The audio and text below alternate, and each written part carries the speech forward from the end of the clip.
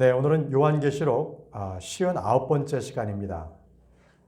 제목은 수학의 낫 이렇게 정했고요. 말씀은 요한계시록 14장 13절에서 14절 말씀을 우리가 공부하도록 하겠습니다.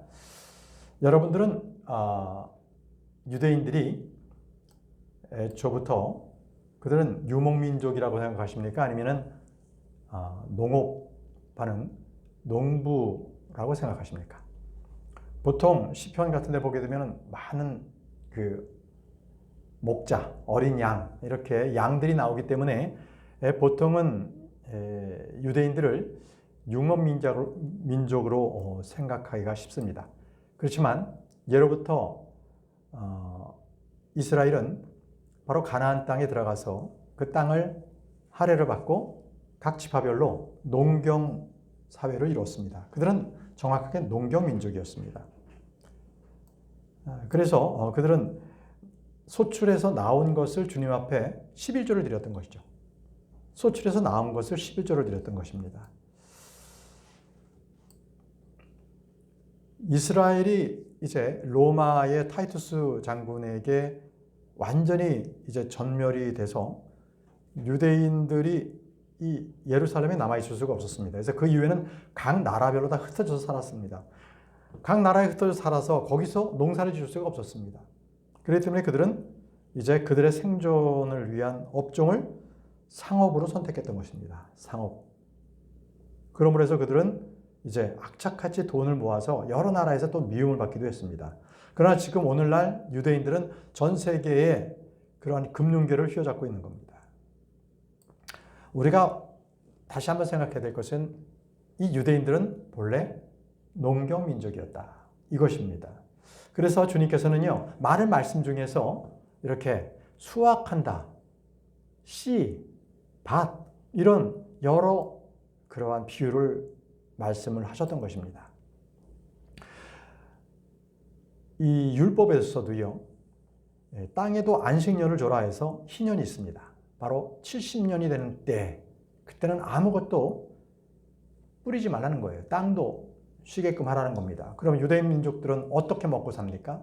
주님께서 말씀하셨어요. 3년 동안은 너희들이 씨를 뿌리지 않더라도 바로 과실을 그대로 다 얻을 수 있도록 하나님께서 그걸 다 주신다는 거예요. 그렇기 때문에 희년이라도 씨앗을 뿌리지 말라라고 말씀하셨습니다. 자, 주님께서는요, 신약에서도 이 말씀을 씨로 비유하셨고요. 그리고 이 땅을, 이 밭을 세상으로 비유하셨습니다. 씨 뿌리는 자를, 바로 그 농부를 하나님으로 비유하셨고요. 자, 이제부터 이 수학에 관련된 바로 주님께서 씨 뿌리는 것에 대한 말씀을 몇 마디를 좀 살펴보고 넘어가겠습니다. 시편 126편 5절에 눈물들을 흘리며 씨를 뿌리는 자들은 즐거움으로 거두리로다 라고 하셨습니다. 말씀을 선포하고 복음 전도자들이 가장 즐겨 찾고 그리고 전하는 말씀입니다. 눈물을 흘리며 씨를 뿌리는 자들은 즐거움으로 거두리라. 여러분, 고난 중에도 눈물을 흘리고 씨를 뿌리는 자들은 기쁨으로 거둔다고 말씀하셨습니다. 이 말씀이 우리 성도들에겐 큰 힘을 주지요. 그렇다면 여러분들은 씨앗을 뿌릴 때 어떻게 뿌려야 하겠습니까? 어떤 마음으로 씨앗을 뿌려야 하겠습니까? 주님께서 말씀하셨습니다. 고린도후서 9장 6절. 다만 내가 이것을 말하노니 인색하게 뿌리는 자는 또한 인색하게 거둘 것이요 넉넉하게 뿌리는 자는 또한 넉넉하게 거두리라는 것이라. 이 신약의 복음에 대한 말씀이기도 하고 또 이것은 헌금에 대한 말씀이기도 합니다. 인색하게 뿌리면 인색하게 거두고요. 넉넉하게 주님께 드리는 자는 넉넉하게 주님께서 베풀어 주신다는 거죠. 고린도서 9장 10절에 이제 씨 뿌린 자에게 씨를 공급하시는 분께서 너희의 양식을 위하여 빵을 공급하기도 하시고 너희의 뿌려준 씨를 번성하기도 하시며 너희의 의의 열매들이 늘어나기도 하시느니라. 여러분, 여기서 의의 열매라는 것은 바로 우리가 선을 행하는 것입니다. 우리가 가지고 있는 것들을 나누는 거예요. 이것을 성경에서는 의의 열매라고 말씀을 하십니다. 주님께서는 우리에게 씨를 제공하시고 그리고 열매도 늘어나게 하시는 분이 바로 주님이십니다. 그러나 씨를 뿌리지 않는 자, 애초부터 씨를 뿌리지 않는 자들은 거두지도 못한다는 거예요. 전도서 11장 4절 말씀에 바람을 관찰하는 자는 씨를 뿌리지 아니할 것이요 구름들을 유념하는 자는 거두지 아니하리라고 하셨습니다. 바람이 불어서도 안 되고 비가 올 것 같으면 거두지도 못하고 바로 그런 것들, 그런 사람들. 그렇기 때문에 씨를 뿌리고 거두는 일은 날씨와 상관없이 하라는 것입니다. 복음 전도 역시 마찬가지로 언제든지 하라는 거예요. 선을 행하십니까? 그렇습니다. 언제든지 선을 행하라는 말씀이십니다. 전도서 11장 6절 말씀에 아침에 너희 씨를 뿌리고 저녁에 너희 손을 거두지 말라. 이는 내가 이것이 형통할지 저것이 형통할지 아니면 이것들이 둘 다 동일하게 잘 될지 모르기 때문이라고 하셨습니다. 항상 씨를 뿌리고 거두는 일에 게으르지 말라는 거예요. 때를 얻든지 못 얻든지 항상 말씀을 선포하라는 말씀. 이 말씀과 일치가 되는 거죠. 우리 주님께서는요, 씨 뿌리는 자에 비유해서도 말씀하셨어요. 바로 주님께서 씨 뿌리는 자라는 겁니다.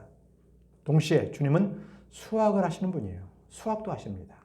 마태복음 9장 37절 38절에 그때 그분께서 자기 제자들에게 이같이 말씀하시느니라. 참으로 수확할 것은 아주 많으나 수고하는 자들이 거의 없도다. 그러므로 너희는 수확에 주께 기도하여 그분께서 수고하는 자들을 그분의 수확물 가운데로 파송하여 주시기를 구하라라고 하셨습니다. 자, 밭은 세상입니다. 거기에 말씀의 씨앗을 뿌립니다. 그리고 그것을 거둡니다. 그런데 그 거두는 것을 누가 거두세요? 주님께서 수확의 주라고 말씀하셨어요. 주님께서 거두시는 분임을 말씀합니다. 그리고 주님께서는 그 수확을 위해서 각 밭으로 보내어진 일꾼들을 우리는 사역자리라고 말합니다. 사역자리. 요한복음 4장 35절에 너희가 말하기를 아직 넉 달이 남아 있어서 그때 비로소 수확기가 오는도다 하지 아니하느냐? 보라, 내가 너희에게 말하노니 너희의 눈을 들어 밭을 보라. 이는 그것들이 수확하도록 이미 하얗게 되어 있기 때문이라 라고 하셨습니다. 주님께서는 이미 밭으로 보내질 바로 그러한 일꾼들을 찾고 계신 겁니다. 마태복음 13장 30절 말씀에도요. 양쪽 다 수확 때까지 함께 자라게 두라. 그리하면 수확의 때에 내가 수확꾼들에게 말하기를 보내는 수확꾼들, 일꾼들에게 말씀하십니다. 너희는 먼저 복보리들을 한데 모아서 그것들을 불태우기 위하여 그것들을 다바들로 묶으라. 그러나 밀은 나의 곡간으로 모으라 하겠노라. 여러분, 우리가 분명히 알아야 할 것은 하늘의 왕국에서는요. 하늘의 왕국이 다가왔을 때 그때 수확하는 자들이 또 있습니다. 바로 천사들입니다. 주님께서 먼저 알곡을 추억하시고 나머지 쭉쟁이들, 독보리들은요. 천사들을 통해서 그들을 다 쓸어버리십니다. 불로 태우게 하십니다. 이것이 바로 세상의 끝에 있는 일이에요. 세상의 끝에 있는 일. 마태복음 13장 39절에서 42절에 그것들을 뿌리는 원수는 마귀요 수확은 세상의 끝이요 수확꾼들은 누구요? 천사들이라 라고 하셨습니다. 그러므로 독보리들이 모아져서 불에 태워지는 것 같이 이 세상의 끝에도 그것이 그렇게 되리라. 인자가 자기 천사들을 파견할 것이요 그들은 실족시키는 모든 것들과 죄악들을 행하는 자들을 그의 왕국에서 가르내 모으리라. 그런 다음에 그들을 불용광로 속에 던져 넣으니 거기에는 덩곡하고 이를 가는 일이 있으리라고 했습니다. 바로 독보리들을 다 솎아내서 그것은 불용광로에 다 던져버리는 것 누가요? 천사가 합니다. 이때가 마지막 때입니다. 하늘의 왕국 바로 인접했을 때 이런 일이 벌어집니다. 자, 이제 이 배경의 말씀들을 생각하시면서 오늘의 본문 말씀을 공부하도록 하겠습니다. 계시록 14장 13절입니다. 그리고 내가 하늘로부터 나에게 말씀하시는 한 음성을 들었으니 기록하라. 이제부터 주 안에서 죽은 자들은 복되도다. 주 안에서 죽은 자들이 복되다고 말씀하셨습니다. 성령께서 말씀하시기를 그렇도다 하시니 그들이 그들의 수고로들로부터 안식하고 그들의 행위들이 그들을 따르게 하려 함이라 하였더라라고 했습니다. 자, 내가 하늘로부터 나에게 말씀한 한 음성을 들었고 그것을 들은 요한은 그것을 처음부터 기록하고 있습니다. 우리는 기록된 말씀을 믿습니다. 체험을 믿지 않습니다. 은사적인 체험을 믿지 않습니다. 그것을 믿고 믿음을 갖겠다는 것은 믿음은 잘하지도 않고요. 그것은 종교심에 불과한 거죠. 이제부터 주 안에서 죽은 자들은 복되다고 하셨습니다. 오래 사는 사람들이 복된 게 아니라 돈 많이 벌고 그때 죽는 사람이 복된 것이 아니라 주 안에서 죽는 자들이 복되다고 말씀하셨습니다. 자, 여기서 복되다는 것. 요한복음에서는요, 특별히 이 복에 대해서, 복 받는 자에 대해서, 복되도다 하는 자들에 대해서 7가지를 말씀하고 있습니다. 어떤 자들인가 한번 보겠습니다. 첫 번째는요, 말씀을 읽는 자, 그것을 듣고 그것을 지키는 자가 복되다고 말씀하셨습니다. 계시록 1장 3절, 이 예언의 말씀을 읽는 자와 듣는 자들과 그 안에 기록되어 있는 그것들을 지키는 자들은 복되도다. 이는 그때가 가깝기 때문이라. 복된 자들은요, 주의 말씀을 읽고 듣고 그것을 지키고 행하는 자들. 이들이 복되다고 말씀하셨어요. 두 번째, 계시록에 나타난 복된 자들. 두 번째, 주 안에서 죽은 자들입니다. 바로 우리 방금 읽었죠? 계시록 14장 13절. 주 안에서 죽은 자들은 복되도다. 이렇게 말씀하셨습니다. 자, 세 번째 복된 자들이 있습니다. 그들은 자기 의복을 지키고 자기 수치를 보이지 않는 깨어있는 자, 바로 그들이 복되다고 말씀하십니다. 계시록 16장 15절. 보라, 내가 도둑같이 오리라. 깨어있고 자신의 의복들을 지키는 자들은 복되나니 그가 헐벗고 다니지 않아 그들이 그 수치를 보지 않게 하려 함이라라고 하셨습니다. 의복이 있어야 합니다. 자기 의복이 아니라 의의 의복, 예수 그리스도의 의로 옷 입는 자들, 이들은 깨어있는 자들입니다. 그들은 수치를 당하지 않습니다.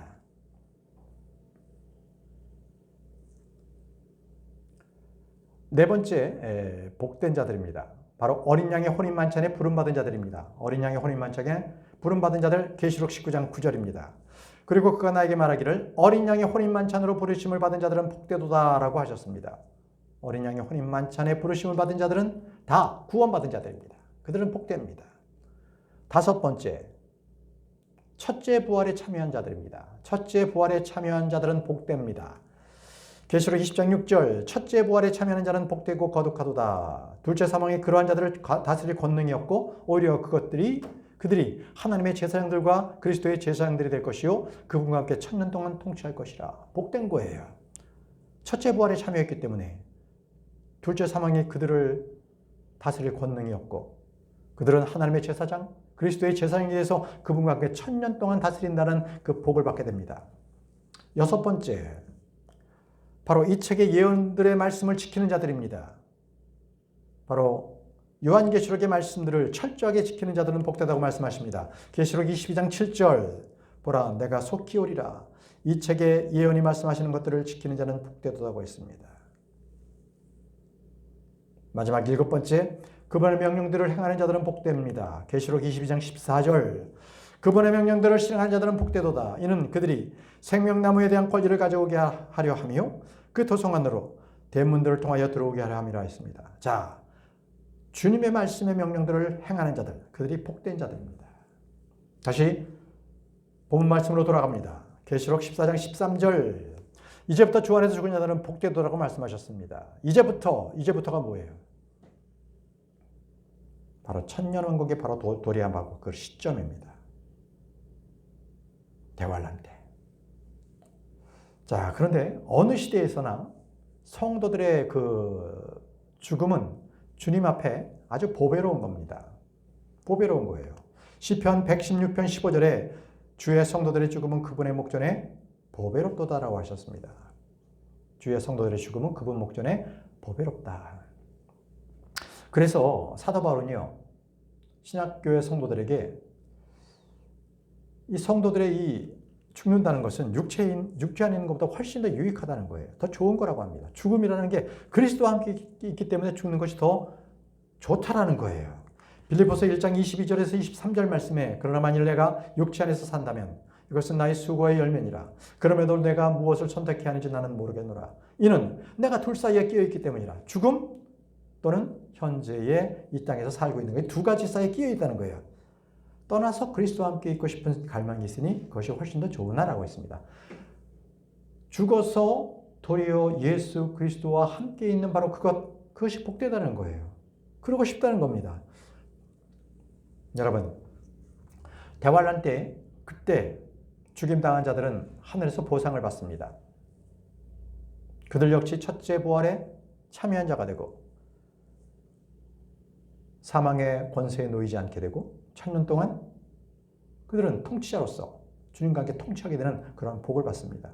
그래서 주님께서 그들에게 복되도다라고 말씀하셨던 겁니다. 다시 본문 말씀 들어가서 그렇도다 하시니 그들이 그들의 수고들로부터 안식하고 그들의 행위들이 그들을 따르게 하려 함이라 라고 말씀하셨습니다. 성령님께서 말씀하시죠. 그렇도다. 그들이 그들의 수고들로 안식하고라고 말씀하셨습니다. 예, 죽은 것이 그냥 아무 어떤 느낌도 없고 잠자고 있는 것으로 끝나는 것이 아니라 그들은요, 모든 수고를 그치고 안식을 얻는다는 거예요. 그때부터. 주님 안에서. 이게 바로 죽음에 유익한 겁니다. 죽음의 유익이에요. 대신에 죽음이 두려워서 짐승에게 경배하고 표를 받는 자들, 그들에게는 밤과 낮에도 안식이 없습니다. 그러나 주 안에서 죽은 자들은 안식합니다. 또 중요한 말씀이 있어요. 그들의 행위들이 그들을 따르게 하려 함이라고 했습니다. 아니, 그들의 행위들이 죽은 그들을 따르게 한다고요?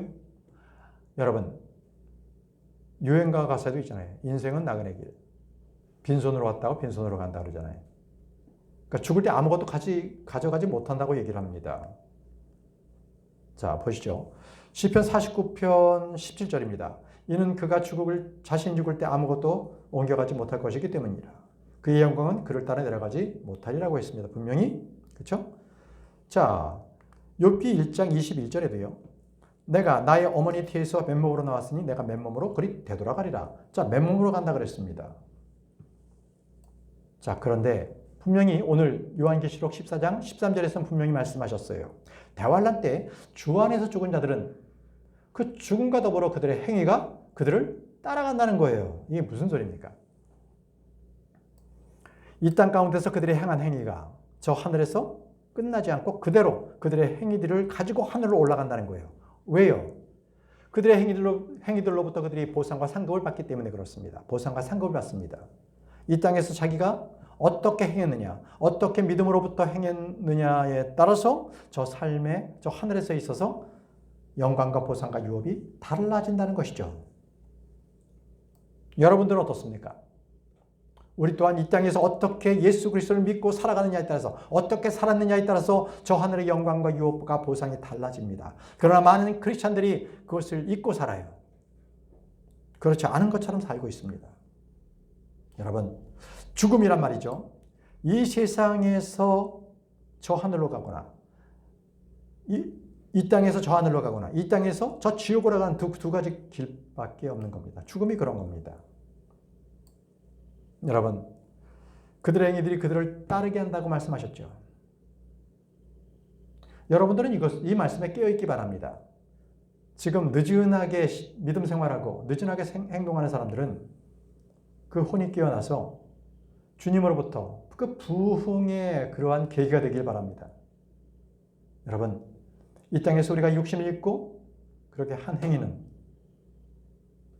저 하늘에서 분명하게 보상이 있을 것입니다. 자, 다음 구절입니다. 계시록 14장 14절입니다. 그리고 내가 보았더니 보라 흰 구름이라. 그리고 그 구름 위에 인자와 같은 이가 앉아 계셨는데 그분의 머리 위에는 금왕관 하나가 있고 그분의 손에는 예리한 낫 하나가 있었더라라고 했습니다. 요한이 본 거예요. 보라 흰 구름이라. 그리고 그 구름 위에 인자 같은 이가 앉아 계셨는데라고 했습니다. 여러분, 여기서 흰 구름은 무엇입니까? 바로 주님의 임재입니다. 주님께서 임재하실 때에 또 저 하늘에서 이 땅에서 저 하늘에 올라가실 때도 그 흰 구름이 있었고 저 하늘에서 이 땅에 내려오실 때도 그 흰 구름 가운데서 주님께서 내려오십니다.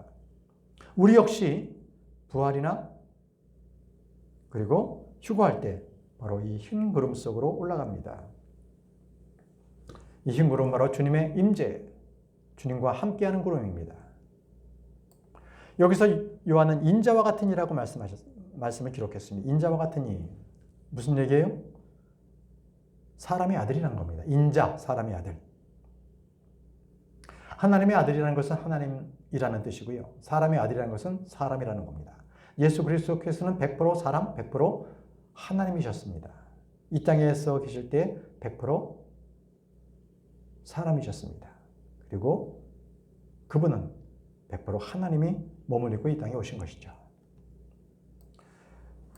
이 인자와 같은 이라는 이 호칭은 성경에서 특히 다니엘서 같은 경우에는 하나님으로부터 그분의 왕국을 받을 때에 바로 이 인자와 같은 이라는 표현을 쓰고 있습니다.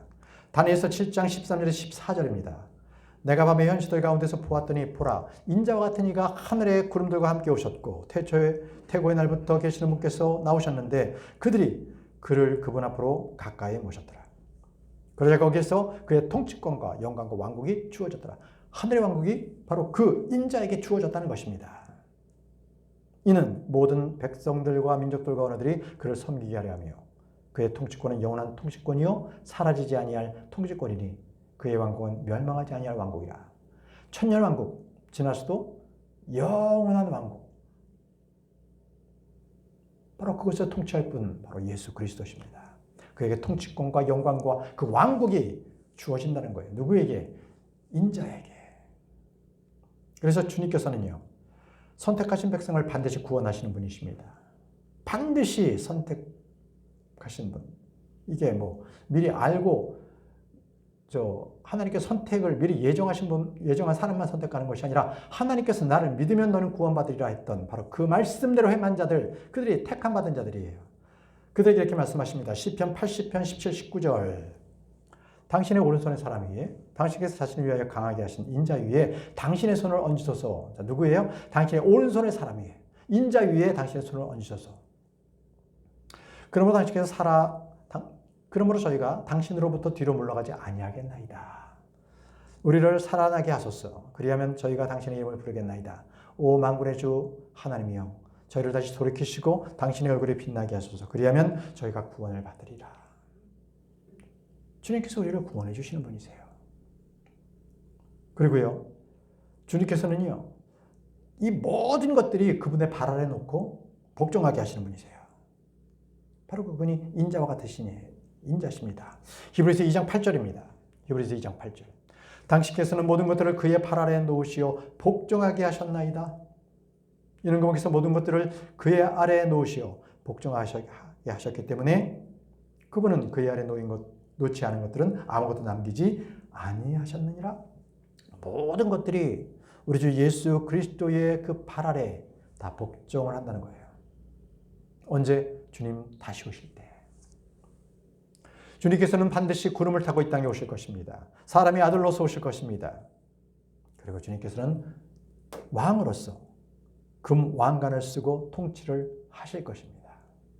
다시 본문 말씀으로 돌아가서 계시록 14장 14절입니다. 그리고 내가 바라보았더니 보라 흰 구름이라. 그리고 그 구름 위에 인자와 같은 이가 앉아 계셨는데 그분의 머리 위에는 뭐가 있어요?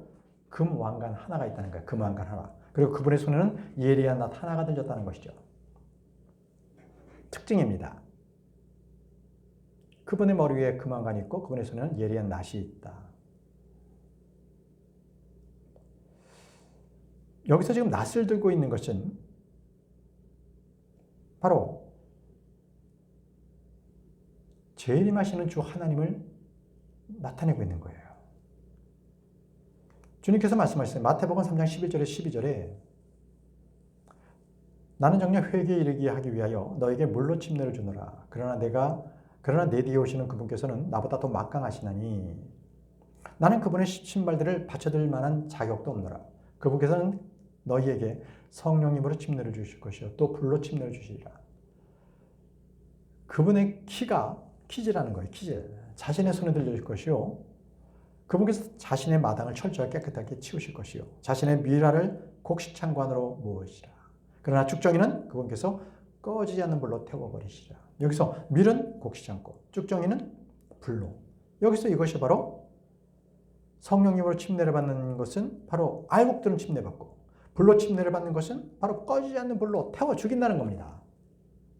영원토록 고통 속에 있다는 거예요. 여러분 여기에서 보게 되면 우리 주님께서는요 초림 때에는 성령님으로 침례를 주셨습니다. 그래서 우리도 지금도 예수 그리스도를 믿으면 우리는 성령님으로 침례받은 자가 된 거예요. 영적인 할례를 받게 되는 것이죠. 그러나 재림 때는 주님께서는 침례를 주시는데 어떤 침례 줘요? 불로 침례 주십니다. 믿지 않는 자들을 완전히 그 쭉정이들을 다 모아서 불용광 속으로 다 집어넣다는 거예요. 여러분, 주님께서는 수확하시는 분이십니다. 오늘 수확의 낯을 들고 이 자리에 오셨습니다. 분명히 주님께서는 수확을 해서 알곡들은 창고에 모아두고 쭉정이들은 바로 사악한 자의 자녀들은 끝없는 불 속으로 던져 태우신다라고 말씀하셨습니다. 여러분, 주님께서는요, 낫을 들고 손에 키를 들고 계시는 분이세요. 알곡과 쭉정이를 선별하시는 분이십니다. 자, 바로 그러한 분이 구름 위에 계세요. 구름 위에 지금 보좌 위에 앉아 계시고 특징적인 것은 그분께서 금왕관 하나를 쓰고 있다는 거예요. 금왕관 하나. 근데 여기서 다른 표현이 또 나옵니다. 애시당초 주님께서 지상재림 하실 때 이미 이전에 우리가 배웠지만 향후에도 또 우리가 한 번 더 다룰 건데요. 주님께서 지상재림 하실 때 그분께서 쓰신 왕관은요, 많은 왕관을 쓰고 계세요. 근데 여긴 지금 뭐라 그래요? 금왕관 하나를 쓰고 있다 그랬죠? 주님께서 지상재림 하실 때의 말씀을 보겠습니다. 계시록 19장 12절. 그분의 두벌은 불의 화염 같았고 그분의 머리 위에는 많은 왕관들이 있었더라라고 했습니다. 계시록 19장 12절에 그래요. 이 말씀은 바로 지상재림하신 그 바로 우리 심판해 주러 오신 그분께서는 많은 왕관을 쓰셨어요. 그런데 우리 좀 전에 우리가 좀 읽었죠? 계시록 14장 14절은 왕관 하나만 썼대요. 많은 왕관이 아니라 하나만. 뭐가 달라요? 지금 계시록 14장 14절을 우리가 공부하고 있는데 이것은요, 주님께서 바로 이 땅에서 수확을 하러 재림 이전에 한 번 더 오신다는 거예요. 그러니까 주님께서 재림하실 때는요, 흰말을 타시고 그리고 군사들을 거느리고 있다고 오시거든요. 그런데 지금은 낫을 들고 키를 들고 오시는 것은 알곡과 쭉정이를 갈라내기 위해서 심판하시기 위해서 먼저 오시는 거예요. 그리고 나서 재림하러 오십니다. 보시죠. 계시록 19장 11절입니다. 이거 재림해 줍니다. 그리고 내가 하늘이 열린 것을 보았더니 보라 흰말 한 마리라 또한 그 위에 타신 분은 신실하고 진실한 분이라 불렸으며 그분께서는 의로 심판하시고 전쟁하시느니라. 주님께서 흰말을 타고 이 땅에 오시는 거예요. 재림해 줍니다. 이때 주님께서는 많은 왕관을 쓰고 내려오세요. 그러나 낫을 들고 키를 들고 수확하러 오실 때는 바로 그 전에 믿는 자들을 먼저 수확하기 위해서 오는 거예요. 그들이 바로 첫째 부활에 속한 환난 성도들, 마지막 남은 이삭 줍기에 해당하는 바로 그들을 수확하기 위해서 오시는 분이시죠.